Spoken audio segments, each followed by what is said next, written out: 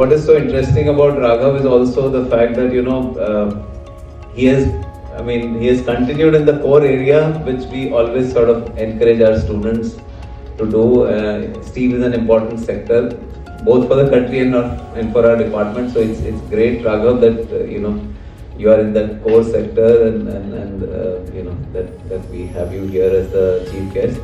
I do remember that from IIT Bombay you went on to Stanford. The good part about India is that we have a large capacity to consume stuff, and it is an unexplored area. So India per se is not heavily dependent for its growth in steel on outside the other countries. And being a democratic country, our policies are very good that we don't go into a fight in the start. So if there is anything that's happening in the world, I think India is not going to be affected so much. Yes, in terms of the policies, it's very important to safeguard the country, to have cheaper imports come into the country. Your other question about how do you see yourself at 2030, 2031? Government has introduced in India a green energy, a green steel policy, and is now also implementing how first government is going to buy at least 37% of its steel for its government projects, which is going to push, like India has pushed Make in India for domestic consumption. Similarly, that is going to help bring down the cost of green steel production in India, because if the government starts buying, they can buy at a higher price, and then that will make the cost of the technology cheaper.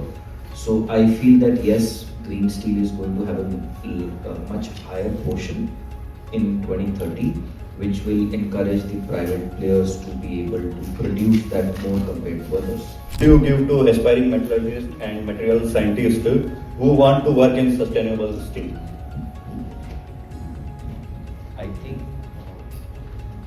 I think first thing is keep yourself informed and updated of what's happening. Second, I would say network, talk to people. For example, if someone would like to, from here, a student would send me a message and would like to talk for 5 minutes on my viewpoint, and I often receive that calls, I'd be happy to share what my perspective is. Third is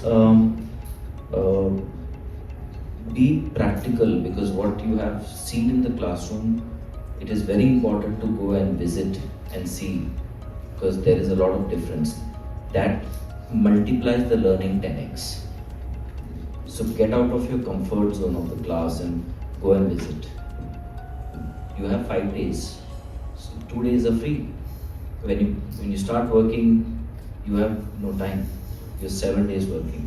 So this is the best time for you to actually get out and visit.